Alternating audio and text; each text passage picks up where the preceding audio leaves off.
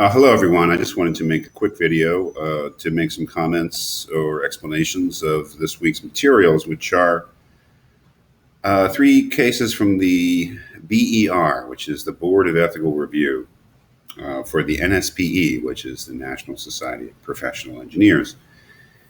One of the great resources in engineering ethics is the NSPE cases. If you go to nspe.org, and you look at their extensive ethics section on their website, you will see hundreds of cases that have been decided since the 1950s, which are available on the website. They're cross-referenced.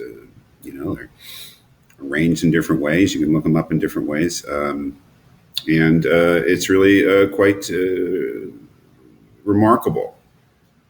The Board of Ethical Review is just a board of professional engineers who look at real or hypothetical cases that they think are instructive in terms of helping to clarify a range of ethical issues.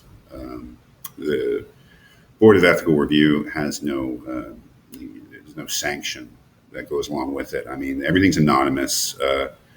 The facts, I think, sometimes are changed. Some of them are completely fictional. I think most of them are based upon things that really happened. But the idea is not that any particular engineer is on trial or in danger of being penalized in some way. All of these cases are meant really for teaching purposes. And they're a great resource for teaching purposes because they cover so many things and they make us think. So I make a lot of use of the Board of Ethical Review cases. I think that they're really extremely interesting, and they are good in many ways. But if you see that one of the materials also this week is just simply the Code of Ethics, the NSB Code of Ethics, which I put up, they make use of it. Everything that's in that code is in there for a reason, and the reason is that these issues have come up and continue to come up. And so the Board of Ethical Review really is a matter of applying the NSB Code of Ethics to individual cases and using them to determine whether or not the actions of a particular engineer are ethical or not. I thought that, one of the problems, I think, and it's been pointed out by other people, that in engineering ethics courses, everything just seems to be a disaster or a big thing, what's called a first canon issue. If you look at the fundamental canons, the first canon is incredibly important and deals with the health, safety, and welfare of the public, and those sort of cases in which the safety of the public is endangered are big cases. I mean, big issues. Potential disasters, harm to human beings. Those are really important types of cases, and we'll be looking at them, and we'll be looking at extensively at the first canon. But I always thought, or I've come to think, that it's not the best place to start. That is, give the impression that everything in engineering ethics is life or death. It's not. And these three cases that I've given you to look at this week are not life and death situations. Some may. I mean, it's possible that they're completely trivial situations. Happen to think they are, but it's a defensible position that some of the things that are being discussed here are just not worth it because they're just not that important. Now, I don't happen to believe that, but you certainly could. It's certainly a defensible position. What are the issues in these three cases? Well, one of the issues has to do with a young engineer who seemingly takes advantage of a prospective employer to get a vacation trip. One of the cases about somebody who doesn't return their emails promptly, which I've certainly been guilty of, and a lot of people are.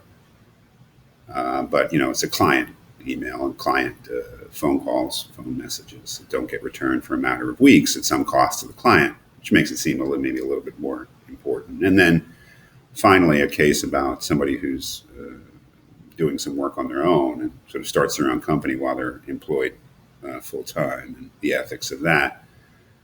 On the one hand, these are not life and death situations. I mean, they're not incredibly important. No one's going to get killed.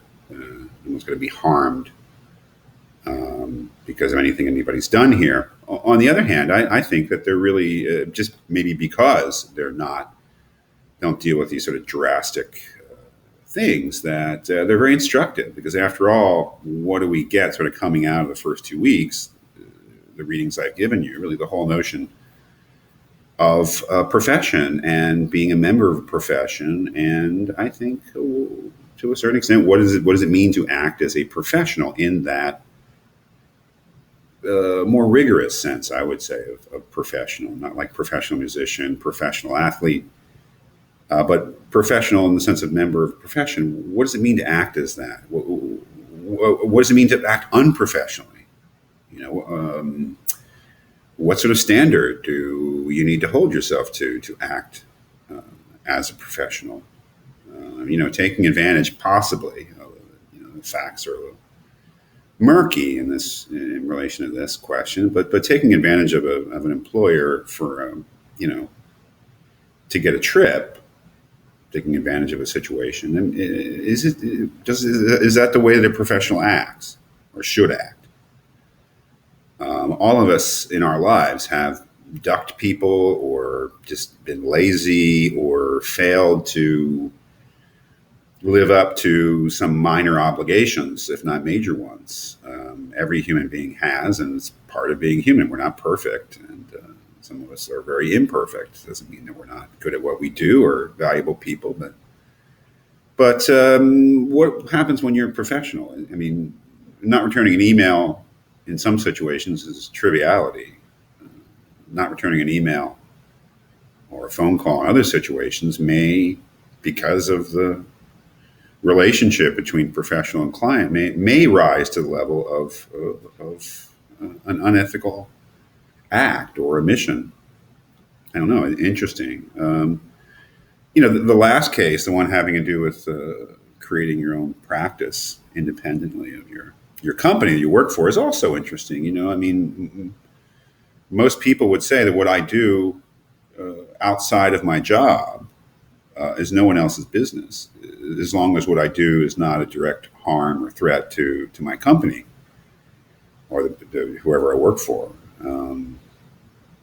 Is that true of professionals too? I mean, are professionals under a higher level of obligation to disclose such things, to head off possible conflicts of interest before they happen?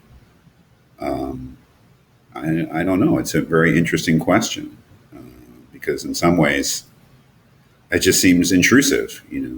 That is, if I do my job and I do it well,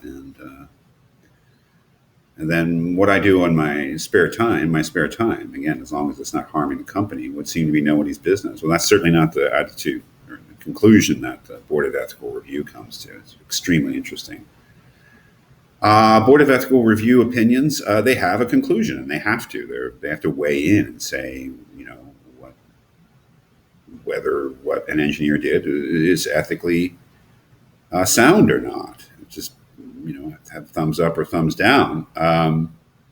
Doesn't mean that they're necessarily right. They're opinions, and they're opinions backed up by arguments, which is one of the reasons that it's so valuable to look at this stuff, just to look at examples of highly focused moral reasoning. It's instructive to everybody. But it doesn't mean those arguments are necessarily conclusive. I mean, it may be those arguments are based upon erroneous premises, or the reasoning is invalid, or it's just, and generally not a very strong argument. It may be that they misinterpret or misuse the code of ethics in coming to those conclusions. It may be that they don't misuse it, but there may be something flawed about the code of ethics. So it's very, very sort of open-ended, but reading BER opinions and thinking about them is really an invaluable thing that we have in engineering ethics.